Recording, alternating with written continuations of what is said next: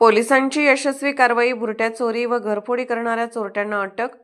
मिरज ग्रामीण भागात गेल्या काही दिवसांपासून घरफोडी व भुरट्या चोरीच्या घटनांमध्ये वाढ झाल्याने नागरिकांमध्ये भीतीचे वातावरण निर्माण झाले होते। मात्र स्थानिक पोलिसांनी कौशल्यपूर्ण तपास करत भुरट्या चोरी व घरफोडी करणाऱ्या टोळीचा पर्दाफाश केला असून 3 चोरट्यांना अटक करण्यात आली आहे। त्यांची नावे दीपक राजाराम माने वय 19 वर्ष, राहणार सांगलीवाडी, गौतम राजू काळे वय वर्ष 20, राहणार शामरावनगर सांगली व एक बालक। पोलिसांनी एकूण 4 घरफोडी व चोरीचे गुन्हे उघडकीस आणले असून त्यांच्या ताब्यातून 1,50,000 रुपयाचा मुद्देमाल जप्त केला आहे।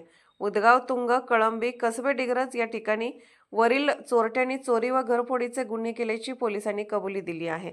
या कारवाईमध्ये श्री संदीप घुगे, पोलीस अधीक्षक सांगली, श्रीमती कल्पना बारवकर, अप्पर पोलीस अधीक्षक सांगली, श्रीमती विमला एम, उपविभागीय पोलीस अधिकारी शहर विभाग सांगली यांच्या मार्गदर्शनाखाली श्री किरण चौगले, पोलीस निरीक्षक सांगली, ग्रामीण पोलीस ठाणे सांगली, पोलीस उपनिरीक्षक सांगली, कृष्णा बाळकृष्ण गायकवाड, गुन्हे अन्वेषण शाखेकडील अंमलदार पोलीस उपनिरीक्षक गौतम सोनकांबळे, मेघराज रुपणार, अक्षय माने, अभिजित पाटील, बंडू पवार, सचिन कोळी, मनोज निळकंठ, सांगली ग्रामीण पोलीस ठाणे इत्यादींनी भाग घेतला।